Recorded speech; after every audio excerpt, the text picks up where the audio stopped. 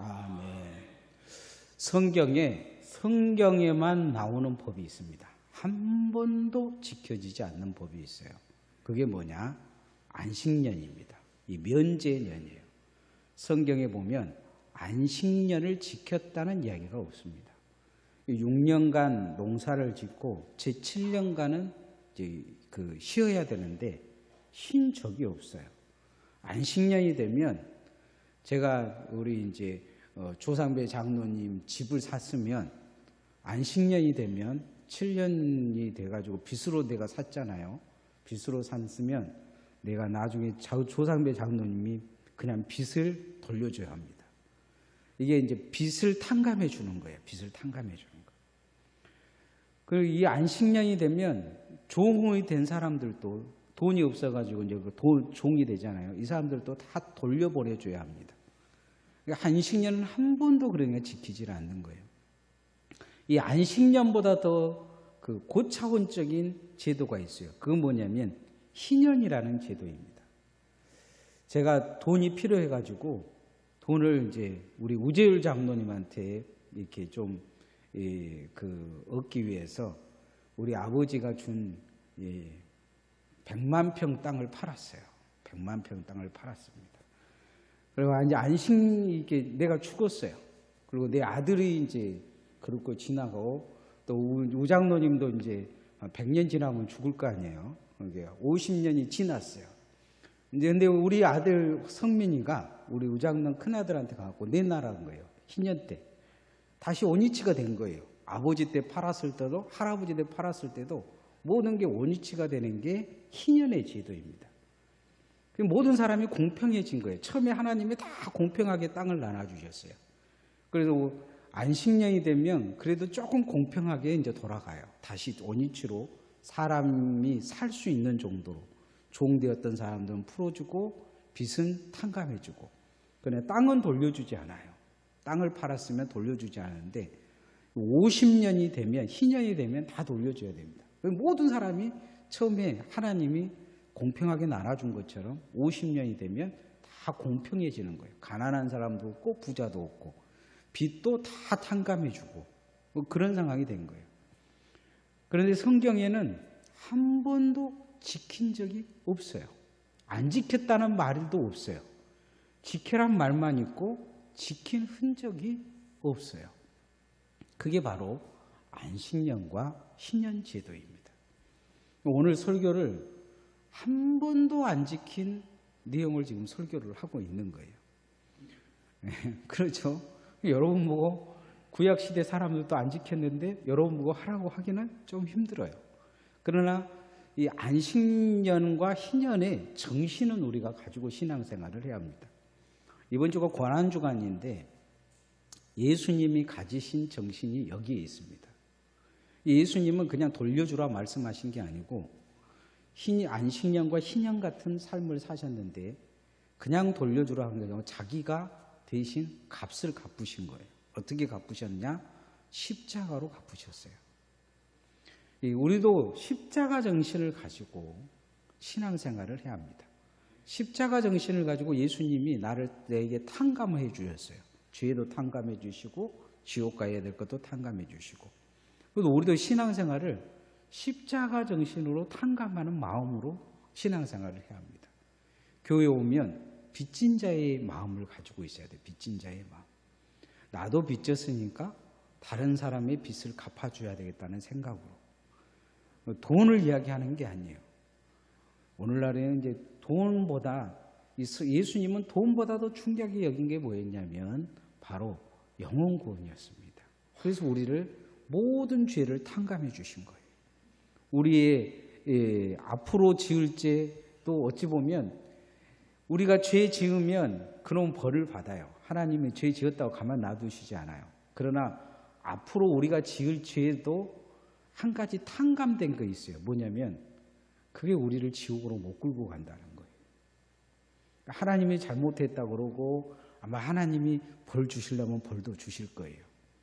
어찌 보면 뿌린 대로 거둔다고 했으니까 남에게 막 해코지하고 못된 짓 하는데 하나님이 가만히 놔두시지는 않을 거라고. 예수 믿는다 그래서 목사라도 가만히 놔두겠어요. 그러나 그 죄가 미래에 내가 지을 죄들이 나를 지옥으로는 끌고 가지는 않는다고요. 이게 이제 하나님이 예수님이 오셔서 탕감해 주셔버린 거예요. 죄가 아닌 거예요. 죄는 죄예요.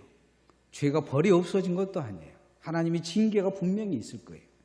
그러나 그 징계는 이 땅에서의 징계고 하나님의 나라에서 책망이지 우리를 지옥으로 끌고 가지는 않는다는 거죠. 그러나 주님은 그래도 우리가 그런 삶보다는 십자가 정신으로 주님을 잘 뒤따르기를 원하고 계셔요. 이게 이 안식년의 그 희년의 의미를 가지고 있습니다. 우리도 십자가 정신으로 탕감의 정신을 가지고 살아야 합니다. 따라합시다. 십자가 정신으로 탕감하는 삶을 삽시다. 네, 십자가 정신으로 우리가 탕감하는 사람들. 베드로가 물어요. 주님, 한 7번 용서하면 되죠? 이렇게 물어요. 주님이 뭐라고 그러십니까? 예수님이 7번도 하라고요. 7번이라는 말은 안식년을 뜻하는 거예요. 7번에 7번이면 77에 49하고 50년째 희년이 와요. 7번에 7번 하고 마지막 희년 제도를 이야기한 거죠. 완전 용서를 하시라고 요구하고 있는 것을 볼 수가 있습니다. 김홍석 판사란 분이 있습니다. 이분은 법정에서 막 앞에서 이렇게 그 사형받을 사람에게 사형을 내리고 들어가서 막 엉엉 우셨다고 해요. 왜 그러냐면 나 같은 죄인이 어떻게 사람에게 사형을 선고할 수가 있느냐.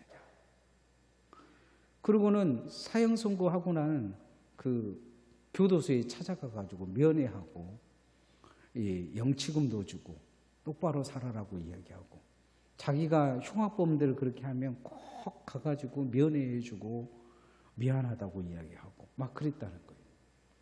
어느 날 집에서 밥상을 놓고 이렇게 밥을 먹는데 그날따라 유난히 밥을 안 먹더니 눈물을 뚜루룩 흐르고 있더래요. 부인이 물었다고요. 왜 그러냐 그랬더니 자기 자신이 법정에 나왔던 어떤 가난한 사람, 돈이 없어서 범죄를 저지른 사람에게 벌을 내렸는데 그게 너무 마음이 아프다. 그러면서 밥을 못 먹더라는 거예요.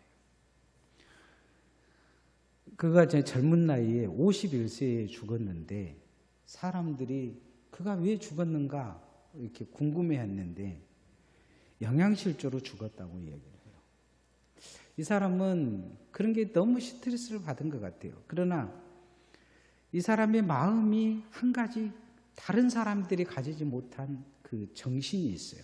그건 뭐냐면 긍휼히 여기는 거예요.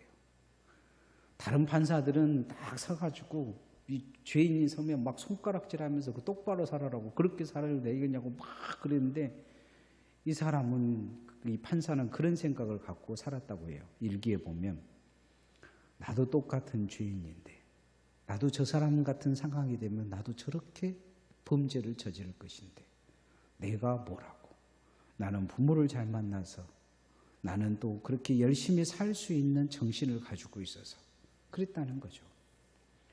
어떻게든 자기가 벌을 내렸지만 탕감을 해주려고 하는 긍휼의 마음이 있었다는 것이죠. 예수님의 마음이 우리 마음, 예수님의 마음이 그래요. 그냥 우리가 예수님께 용서를 구하면 야, 너 잘못했지 어쨌지 따지고 그러신 게 없어요. 예수님은 그냥 용서해 주세요. 하나님도 그러신 걸 볼 수가 있어요. 므낫세 왕이라고 52년 동안 우상 숭배한 왕이 있어요. 그런데 아수르라는 나라에 끌려가 가지고 그 감옥에서 눈물 몇 방울 흘리니까 하나님이 그냥 용서해 주셔요. 야, 용서해 줄게.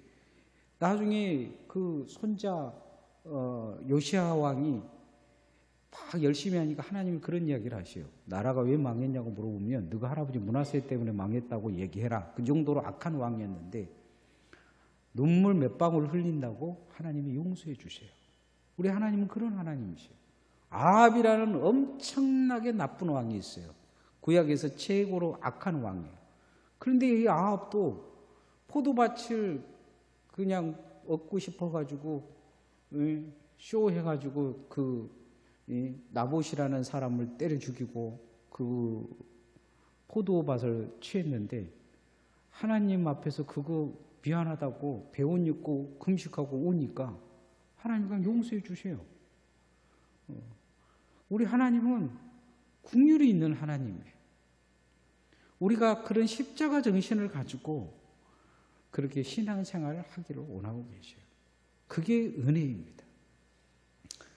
우리가 그런 긍휼의 마음을 가지고 신앙생활 한 것이 은혜예요. 하나님이 우리에게 은혜를 주신 의미는 거기에 있어요. 그래서 우리도 십자가 정신으로 은혜가 은혜되게 살아야 합니다. 따라합시다. 은혜가 은혜되게 삽시다. 내가 받은 은혜가 있어요. 내가 받은 은혜가. 그래 나는 은혜 잃어버리고 다른 사람에게는 똑바로 살아라고 할 수가 있어요. 왜 저렇게 할 수가 있느냐? 근데 예수님은 그렇게 하시질 않았어요. 어떻게든지 은혜로 모든 걸 해결하려고 하셨어요. 은혜 베풀려고 하셨어요. 예수님이 그 삶을 산 거예요. 그게 바로 이 희년의 정신, 면제의 정신, 십자가 정신이에요. 뉴욕 역대 이 시장 중 가장 명시장이라는 사람이 있습니다. 라가디아라는 이 시장입니다. 여러분 유튜브에 보면 이 사람이 가끔 그 재판한 게 나옵니다. 이 사람들이 재판할 때 이제 빵 판사로 있었는데 빵을 도둑질하다가 붙잡혀온 노인이 있었어요. 그러면서 이제 이분이 그냥 그 벌금을 세게 먹입니다. 벌금을 되게 세게 먹여요. 빵 몇 개 훔쳤다고. 그러니까 아마 뒤에서 난린 거예요. 그러니까 이 벌금을 매기고 나서 자기가 그 앞에 있는 어떤 사람의 중전모를 좀 빌려달라고 해갖고 자기가 벌금을 대신 내줍니다. 그리고는 그것을 법정에 있는 사람들에게 이야기합니다. 이 사람이 빵을 먹고 범죄한 것은 이 사람의 잘못도 있지만 우리들의 잘못입니다. 누군가가 손을 내밀어서 조금만 도와줬다면 이 사람은 새 힘을 얻고 새 삶을 살 것입니다. 하면서 이 중전모를 돌리면서 호주머니에 있는 돈들을 다 꺼내서 여기다 넣으십시오. 그리고 이 사람이 세상에 나가서 새롭게 살 수 있도록 내일 돕겠다고 하지 말고 오늘 도우십시오. 그러더라는 거예요. 우리도 끝나고 호주머니 한번 털어볼까요? 분위기가 쎄해요. 호주머니에 돈이 많은 것 같아. 그죠? 근데 이런 생각을 사람들은 안 하고 산다는 거예요. 누군가가 범죄하고 누군가 잘못된 삶은 그 사람의 잘못이라고 생각하는 거죠. 우리의 공동체가 잘못한 거라고 생각을 안 하는 거예요. 우리가 그를 똑바로 인도하지 못했다는 책임의식은 없는 것입니다. 근데 하나님은 공동체이면 공동체답게 책임지고 그렇게 은혜되게 살아라는 거예요. 1절 말씀만 읽어봅시다. 시작. 맨 7년 끝에 면제하라. 맨 7년 끝에 면제하라. 그 공동체를 이야기하는 거예요. 공동체. 오늘 우리가 가난하지 살지 않는 것이 은혜입니다. 건강하게 살 수 있는 것도 은혜예요. 어찌 보면 그 시대의 사람들이 자식을 종으로 팔지 않고 산 것도 은혜입니다. 남의 종을 이제 팔아가지고 그 사람들 종 부리고 산 것도 은혜예요. 그 7년이 되면 그 은혜를 이제 나눠줄 수 있는 때가 됐다는 거예요. 그걸 7년을 시간을 더 넘기면 그건 죄악이라는 거예요. 그런 마음을 가지고 남 부려먹고 살고 남 용서하지 않고 살고 남 없인 여기고 산 것은 그건 죄악이라는 거예요. 하나님의 은혜를 받았다면 그 축복이라고 생각한다면 나눠주라는 거죠.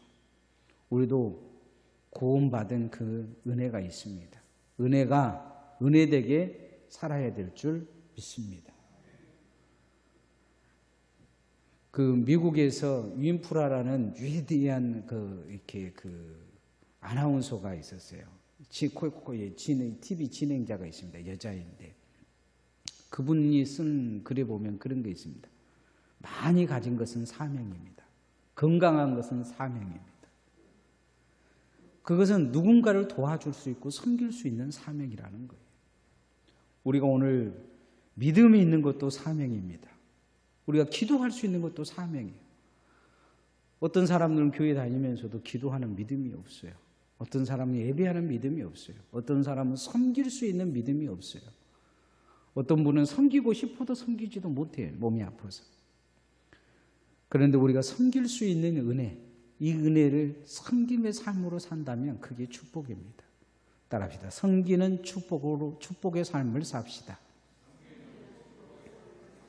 섬기는 축복의 삶을 사는 게 은혜입니다. 한 수도원에 수도원장에게 포도송이를 누가 가져다 줬어요. 이 포도송이를 보니까 수도원장 생각에 나보다 나이가 제일 많으신 분에게 줬겠다 생각해가지고 그분에게 내가 먹은 걸로 생각할 테니까 그분에게 갖다 주라는 거예요. 이 사람이 이제 농부가 포도를 갖고 이제 그 어르신에게 갔어요. 어려운 수도원에게. 그 어르신이 또 뭐라고 이야기하냐면 우리 수도원에 아픈 수도사가 하나 있는데 거기 갖다 주면 좋겠다. 그러니까 또 거기를 갖다 줬어요. 그러니까 그 또 아픈 사람이 그런 이야기를 해요. 누가 포도가 먹고 싶다고 이야기하던데 그 사람 가져다 줬으면 좋겠다. 또 포도가 먹고 싶던 사람에게 또 가져다 줘요. 포도가 먹고 싶다는 사람은 문득 생각을 해보니까 내가 이거 먹어야 되겠나 생각을 하고 무슨 생각을 하냐면 그래도 원장님 갖다 주는 것이 좋겠다. 그러고는 그 농부가 다시 원장에게 그것을 가져왔다는 거예요. 대부분의 사람들은 그 시대는 그 포도가 아주 귀했는데 대부분의 사람들이 생각하면 귀한 거 같네. 내가 먹어야 되겠다. 이런 생각할 거 아니에요. 근데 이 수도원의 사람들을 보면 나름대로 섬김의 자세가 있는 거예요. 섬김의 자세가. 뭔가가 생기면 누군가를 생각하고 누가 그 걸레질하기 전에 이 사람이 먼저 걸레질을 해버리고 다툼이 없는 거죠. 많은 말할 필요가 없는 그런 수도원이에요. 이 수도원장은 그것에 감사했다는 거예요. 우리 수도원은 하나님의 은혜가 있는 섬김의 수도원이구나. 누군가에게 뭘 가르칠 필요가 없구나. 그런 생각을 했다는 거죠. 하나님은 오늘 섬기는 자에게 섬김의 은혜를 통해서 더 복을 주시겠다 말씀하십니다. 15장 4절 말씀 한번 읽어봅시다. 시작. 내가 만일 내 하나님 여호와의 말씀만 듣고 내가 오늘 내게 명하는 그 명령을 다 지켜 행하면 내 하나님 여호와께서 내게 유업으로 주신 땅에서 내가 정령 복을 받으리니 너희 중에 가난한 자가 없으리라. 주님이 그런 이야기를 하시죠. 너희의 섬김으로 하나님의 말씀대로 그렇게 섬기면 너의 섬김으로 너와 함께는 모든 자들이 복을 받을 것이다 이야기를 하시죠. 너는 축복의 통로가 될 것이다 그렇게 말씀하시죠. 세상에는 언제든지 힘들고 어려운 사람들이 넘쳐납니다. 곤란한 사람들도 넘쳐나요. 그러나 그 넘쳐나는 상황에서 계속 차등이 생기고 사람들의 불평이 있고 불만이 있는 이유는 섬김의 사람들이 사라지고 있기 때문이죠. 가난한 이들에게 정말로 가난보다도 더 아픈 것은 누군가가 자기를 무시하는 거라고 얘기를 해요. 이번에 그 영국에서 손흥민 어제 제가 이제 TV는 안 봤지만 어제 뭐 축구 이겼더라고요. 근데 영국에서는 손흥민이 없는데 난리가 난 거예요. 손흥민이 가난한 사람들을 위한 급식소를 한 20개인가를 아무도 모르게 영국에 가면서부터 그걸 만들어 가지고 그 사람들의 그 비용도 되고 봉사자들의 월급도 되고 그렇게 자기가 영국에서 돈을 버니까 그것을 그곳에서 베풀어야 했다고 생각하고 아무도 모르게 베푼 거예요. 그게 영국에서 이 사람에게 수상이 이렇게 훈장을 주는 그 사진이 영국 그 제넬에 실렸다고 해요. 우리나라 뉴스는 조용하는데 영국은 우리나라 사람도 아닌데 외국 선수가 와가지고 우리나라 가난한 사람들이 이렇게 돌보는 건 이건 처음이다. 그리고는 그냥 재활 프로그램을 만들어가지고 그 가난한 사람들 노숙자들이 재활할 수 있도록 기술을 배우면 직업을 가지면 그 후원해 준 일까지 손흥민이 했다는 거예요. 어찌 보면 교회가 가지는 생각보다 훨씬 나은 것 같아요. 섬기는 게 뭐냐? 섬기는 게 뭐냐? 우리가 십자가 정신을 늘 가지고 있고 섬기고 나눈다고 하지만 올해 면전년처럼 그냥 성경에만 기록된 십자가 정신, 이게 섬김의 정신, 나눔의 정신만 우리가 늘 말하고 살지는 않는지 우리의 삶에 그게 있기를 소원합니다. 우리가 나누는 삶도 살아야 합니다. 따라하시면 나누는 축복의 삶을 삽시다. 열제시 때에 이찬영 장로님이라는 분이 계셨습니다. 이분은 1년에 한 번 주변에 있는 거지들을 싹 모아가지고 황해도에 사셨는데 황해도 거지들을 다 초청해서 잔치를 했다고 합니다. 그러니까 황해도 거지들만 모인 게 아니고 그 날짜를 알면 평안도, 함경도 주변에 있는 우리로 보면 경상도, 전라북도 이런 사람들이 다 왔다는 거예요. 거지들이. 그러면 자식들에게도 그렇게 이야기해도 이건 꼭 해야 된다 이야기했다고 해요. 6.25 동란이 터져서 공산당에게 다 빼앗겼는데 나중에는 거지들이 와가지고 동냥해가지고 먹여 살려줬다고 합니다. 이 장로님은 성경에 있는 말씀을 가짜로 듣는 게 아니죠. 말씀을 자기 삶에 실천한 거예요. 우리도 하나님 앞에 작은 것이라도 더 나누고 섬기고 그렇게 살 수 있기를 소원합니다.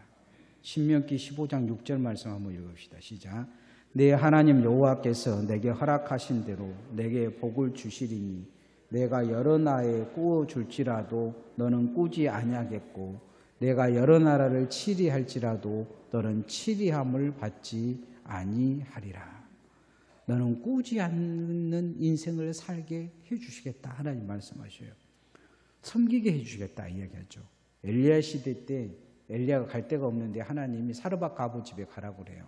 이 사람들이 이제 먹고 죽으려고 한 끼 남겨줬는데 엘리야가 나 진짜 배고프다 그렇게 이야기하니까 자기들 먹고 죽으려고 했던 것을 뭐 한 끼 더 먹고 죽으나 마나 생각 없이 그냥 주는 거예요. 이 작은 섬김에 하나님은 그들을 축복해 주셔서 그 떡반죽 그릇과 기름에 이것이 멈추지 않았다 이야기를 합니다. 나누는 삶을 주시겠다 그렇게 이야기하죠.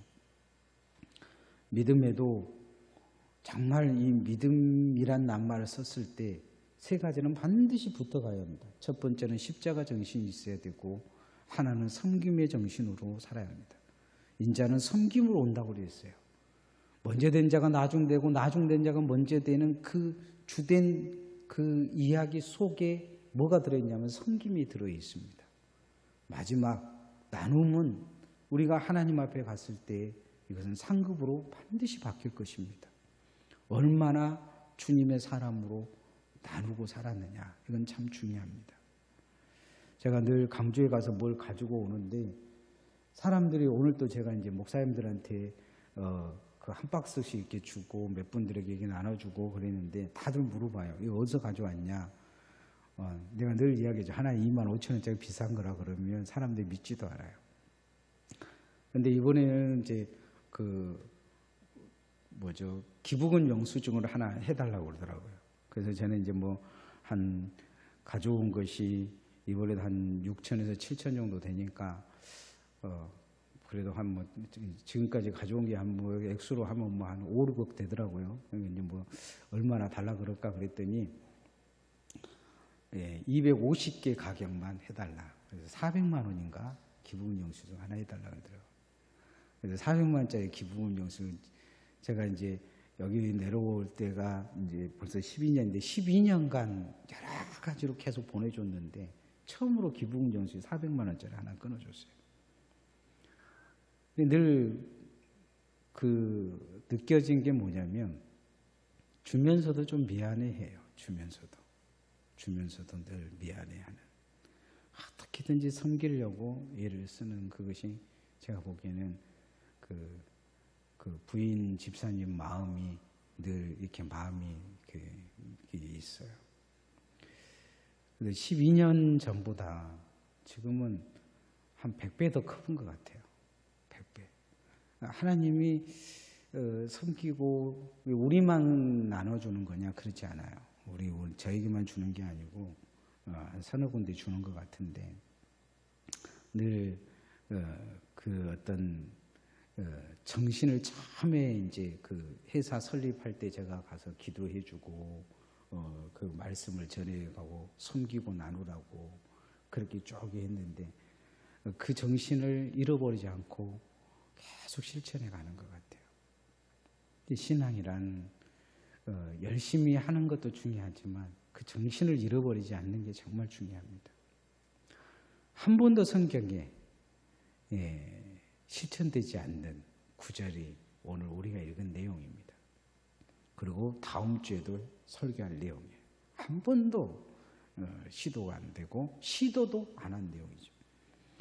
우리의 삶에도 우리가 십자가 진만 이야기하고 십자가 계속 이야기하지만 과연 나는 십자가 지려고 시도하고 있는지, 우리는 은혜가 내가 받은 은혜가 다른 사람에게 은혜가 되는지, 내가 받은 은혜가 섬김으로 바뀌어서 누군가가 나를 통해서 섬김을 받고 있는지, 또 이 은혜가 내게 있는 것을 통해 누군가에게 비워주고 부족한 것이 나누어지는지 우리는 잘 뒤돌아봐야 합니다. 고난주간 예수님은 자신의 모든 것을 나누어 주셨습니다. 그리고 십자가에서 섬겨주셨습니다. 우리도 십자가 정신을 가져야 될 것입니다. 자, 기도하십시다. 하나님 앞에 오늘도 우리가 기도하십시다. 십자가 정신을 가지고 은혜의 통로가 되게 하시고 십자가 정신으로 섬기고 십자가 정신으로 나누는 삶을 살게 되고 이상같이 기도하십시다. 존귀하신 아버지 감사합니다. 주께서 인도하여 주셔서 오늘도 하나님의 은혜가 우리 삶에 있도록 주님 역사해 주옵소서. 은혜의 통로의 삶을 살 수 있는 하나님 도우시기를